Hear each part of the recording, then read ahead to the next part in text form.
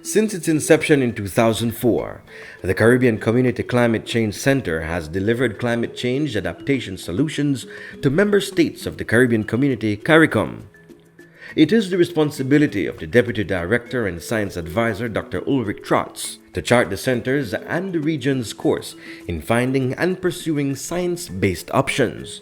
What I do is to look around and understand what is the science we need to really help us to sort of be effective in terms of what we recommend.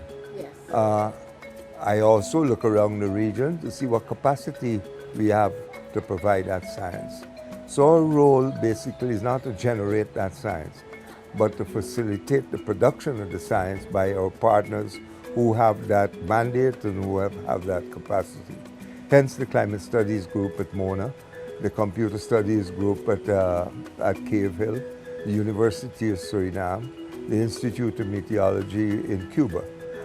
We coordinate that activity. We don't actually do the science, but we make sure it's generated and we make sure that it reaches to our different stakeholders who need that science to make the decisions we want them to make. The work is implemented by way of partnerships, enabling the 5 C's to help to define and build on the adaptation and resilience priorities of regional states. One such partnership is the alliance with the intra-ACP EU GCCA+, to provide guidance, capacity building, and project services to member states of the Caribbean Forum of the African Caribbean, African and Pacific Groups of States, CARIFORUM.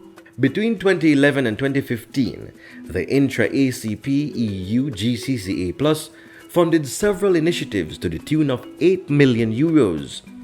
These initiatives were designed to help the center to build on the results of early adaptation activities in 10 CARIFORA countries, filling the gaps that had been identified as priorities. The responsibility for regional mobilization to adaptation falls with the Caribbean Community Climate Change Center, and during the first regional collaboration, the EU GCCA+ funded the expansion of the regional climate modeling system as a way to improve the forecasting and climate data collection network. 10 vulnerability and risk assessments were conducted, and 4 adaptation projects were undertaken. The project also conducted other activities to build national and regional capacities in areas. In terms of mitigation, we are focused mainly on providing renewable energy to one indigenous community in Dominica. We have provided them with solar panels to provide lighting and other power uses for their houses and businesses and public offices.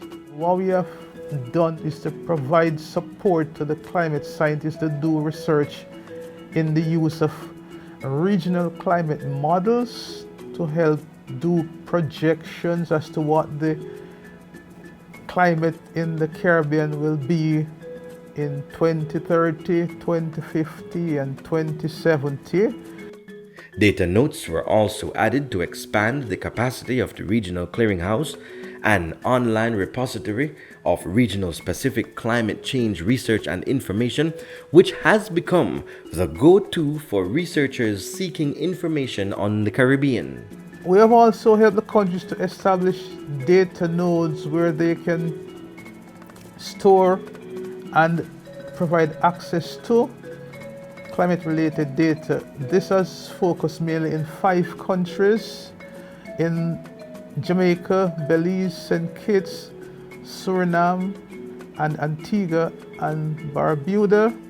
We have also established a regional data node right here at the 5 Cs. The project also focused on the protection of coral reef systems through the acquisition and installation of 5 coral reef warning systems, 1 each in Belize, Barbados, and Trinidad and Tobago, and 2 in the Dominican Republic, and provided renewable energy to power 145 homes in Dominica.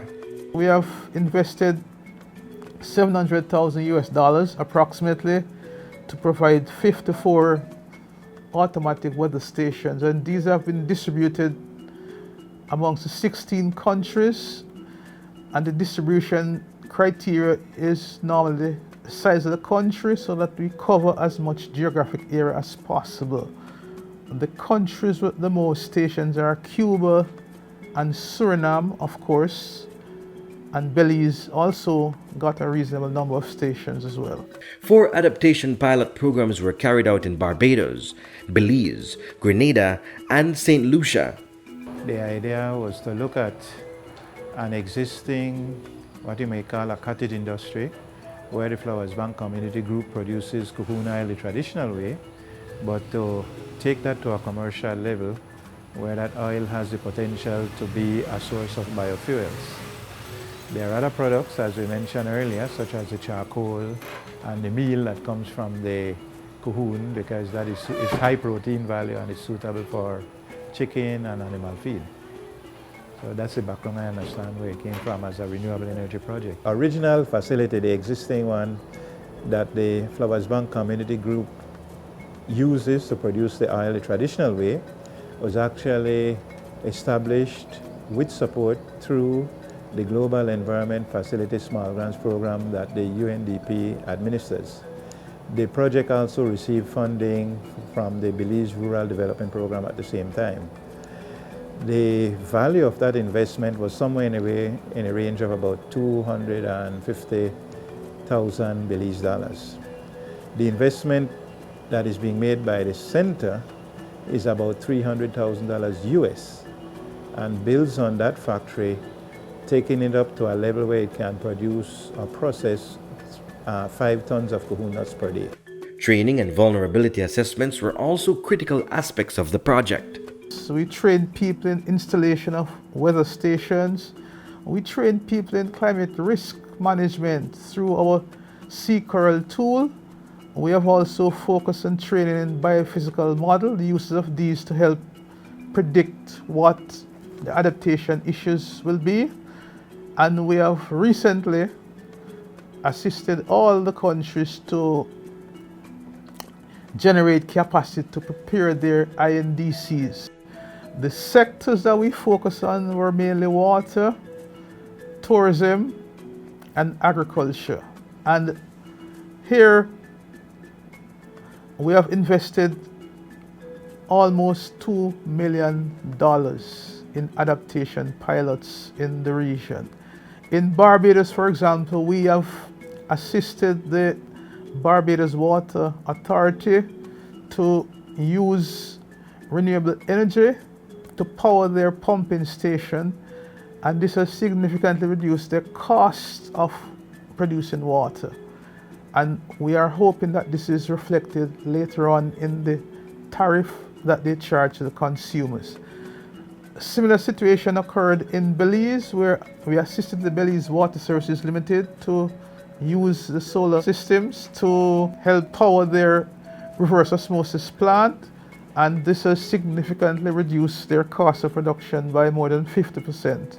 We have seen a drop of about a third in our power usage. Photovoltaic system save the company money. In 2017, the EU GCCA Plus once again partnered with the Center for the first successful 5 Seas International Conference on Climate Change under the theme Adaptation in Action. The focus of this area of our project was to assist the countries to basically prepare adaptation strategies and accompany those with action plans. These adaptation strategies were developed based on the vulnerability assessments, and this was then broadened to provide an impact assessment for the sector on a national basis. These impact assessments were used to generate an adaptation strategy and the accompanying action plan, and we have done that in 8 countries, and it has costed the project about $750,000 for these 8 adaptation strategies and action plan. This year, the Center, in association with the Intra-ACP EU GCCA Plus, launched a 4-year €12 million project that aims to continue the work of building resilience in the region by strengthening the climate risk management framework in 16 CARIFORA countries. Thus, a new chapter in interagency collaboration and cooperation begins as the project brings together regional organizations to expand and refurbish systems and networks across multiple sectors. Together, we build climate resilience.